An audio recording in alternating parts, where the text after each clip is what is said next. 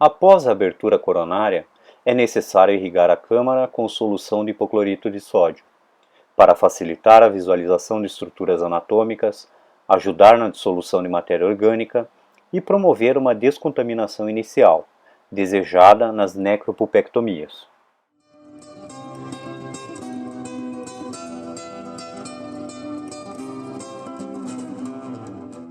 Na radiografia inicial, deveremos medir o comprimento do dente a ser tratado. Usamos os parâmetros desde o bordo incisal ou ponta de cúspide até o vértice radicular radiográfico. Chamaremos este comprimento de comprimento aparente do dente, ou CAD.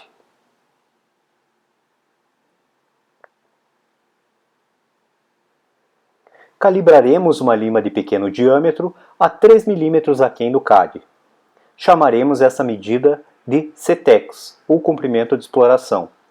O motivo de trabalharmos aquém do comprimento aparente do dente é estabelecermos uma margem de segurança, para que possamos trabalhar com certeza no interior do canal, mesmo que a radiografia inicial tenha alguma distorção. Utilizaremos a lima pré-curvada, com movimentos progressivos e suaves de cateterismo, ou seja, movimentos de 1/4 de volta em sentido horário, 1/4 de volta em sentido anti-horário.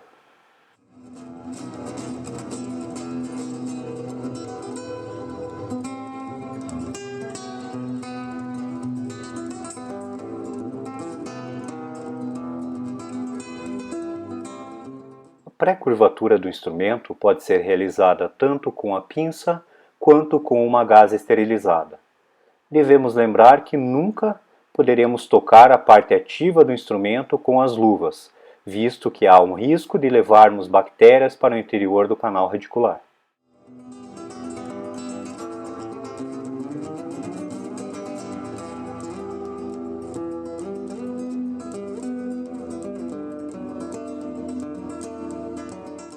É importante limparmos os resíduos aderidos às espiras das limas em compressas de gás esterilizado. A etapa de exploração será finalizada quando um instrumento de pequeno calibre atingir o CTEX de forma livre de interferências.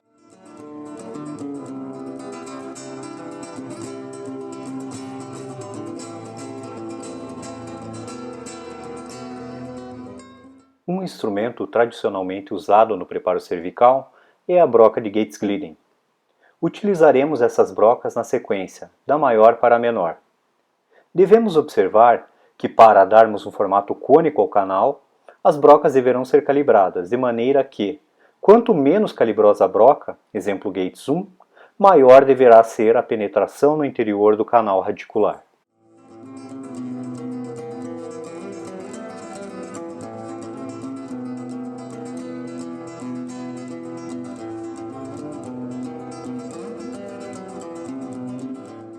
Esses instrumentos não aceitam forças laterais.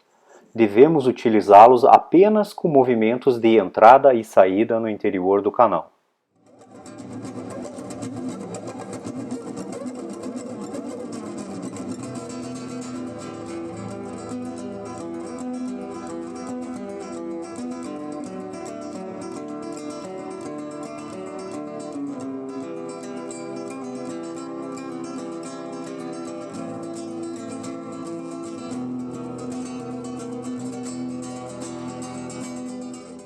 Ao notarmos resistência ao avanço natural das brocas no interior do canal, devemos interromper o seu uso e selecionarmos a broca seguinte, a fim de evitarmos a criação de degraus ou perfurações.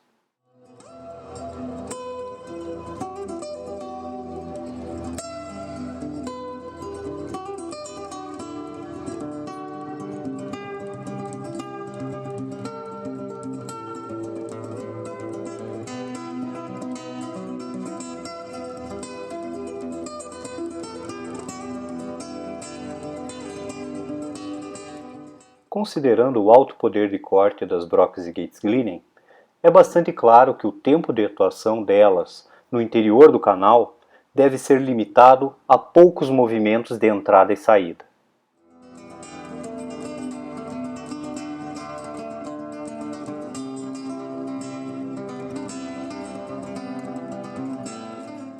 Ao término dessa etapa, devemos ter um desgaste mais pronunciado da porção cervical e início da porção média, mantendo a porção apical com sua anatomia original.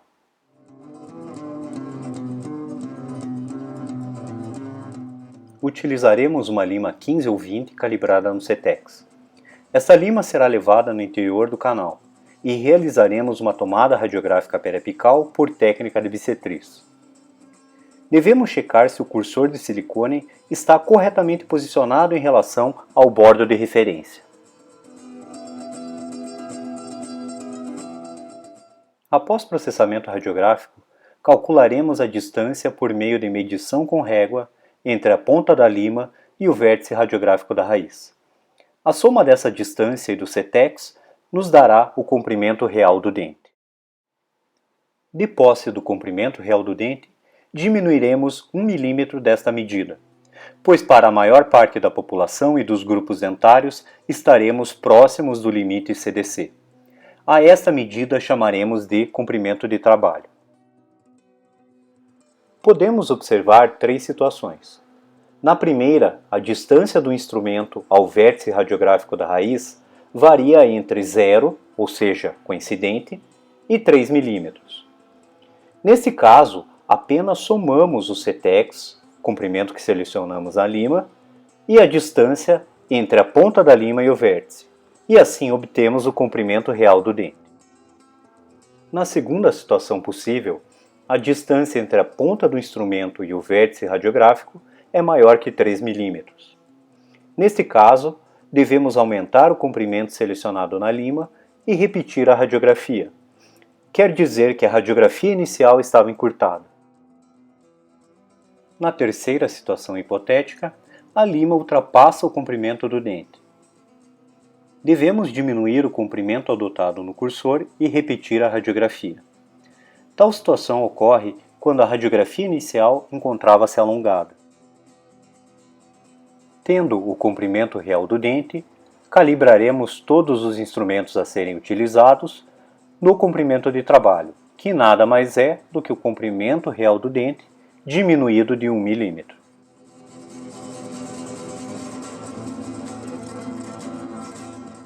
Lembrando que a broca de Gates-Glidden número 1 foi a broca utilizada em maior profundidade e que um dos nossos objetivos é de darmos um formato afunilado ao canal radicular. Iniciaremos o preparo manual com uma lima 50, pela correspondência de diâmetro com a Gates número 1. Neste momento, todas as limas deverão estar organizadas em sequência no tamborel e calibradas no comprimento de trabalho. Na técnica apresentada, as limas são levadas ao canal e por meio de movimentos de 1/4 de volta em sentido horário, 1/4 de volta em sentido anti-horário, é conseguido um progresso em profundidade. Note que os instrumentos não estão forçados, a pressão aplicada é controlada. Em canais atresiados, o avanço é mais difícil, conseguido milímetro a milímetro. Já em canais mais amplos, as limas avançam facilmente. No momento em que constatamos dificuldade em avançar, em ganhar comprimento, mas a lima não apresenta resistência lateral, irrigamos abundantemente e selecionamos a lima imediatamente menor. Repetiremos estes procedimentos até que uma lima atinja o comprimento de trabalho.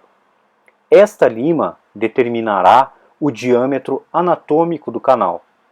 Isto quer dizer que o diâmetro do canal radicular a 1 mm do vértice equivalerá aproximadamente ao diâmetro do instrumento.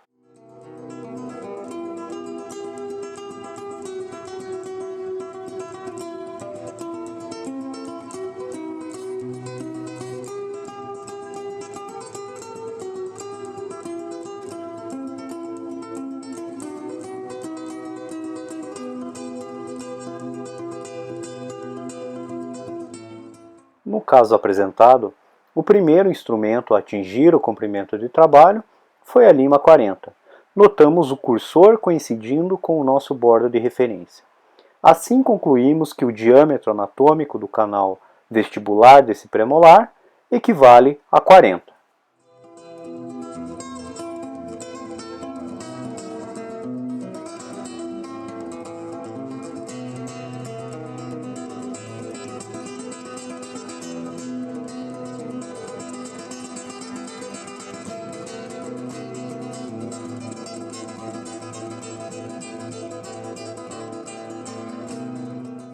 Devemos cuidar para que o avanço dos instrumentos seja com pouca pressão.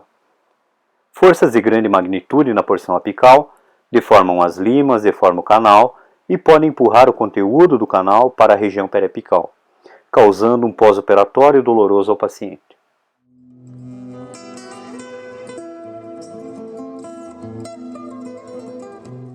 Na etapa anterior, as limas avançavam de forma natural no interior do canal dentinário.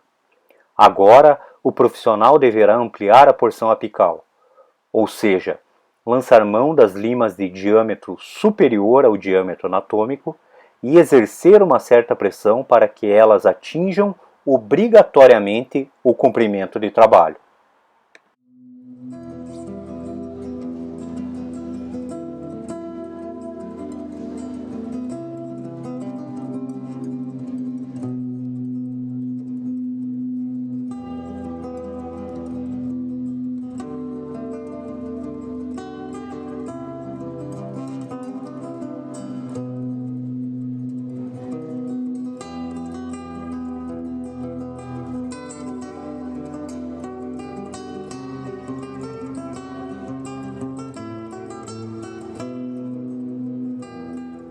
Naturalmente, os instrumentos de maior diâmetro não atingem o comprimento de trabalho de uma forma passiva.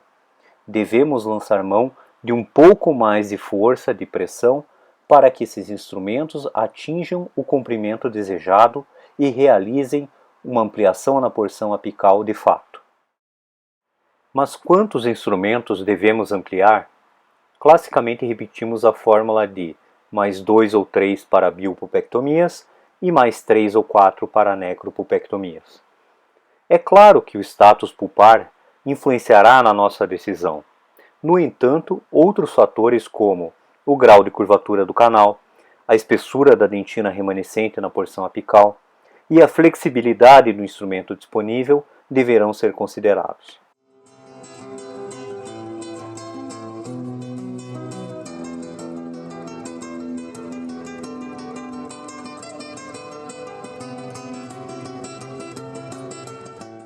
Nos casos de polpa morta, a contaminação do canal sementário é um problema.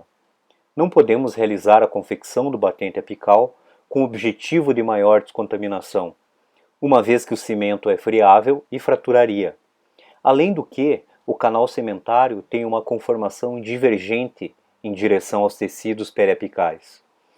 Uma alternativa é lançar mão de limas de pequeno diâmetro, pré-curvadas e calibradas no comprimento real do dente. Tais limas atuarão em movimentos controlados de rotação. Esta estratégia desobstrui, mesmo que parcialmente, o canal sementário para que, por meio de irrigação lenta e com pouca pressão, o hipoclorito de sódio atue sobre a área e, posteriormente, a medicação intracanal também possa ser mais eficiente.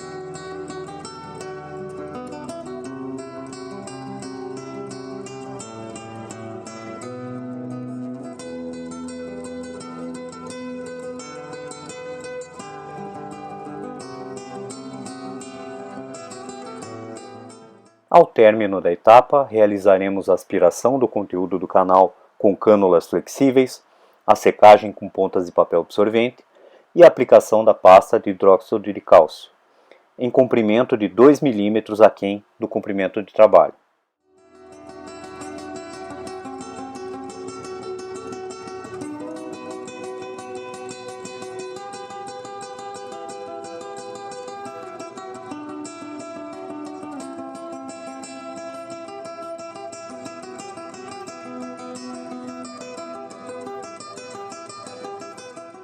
Em seguida, a câmara coronária será limpa com curetas e mechas de algodão e selada provisoriamente com cimento de ionômero de vidro.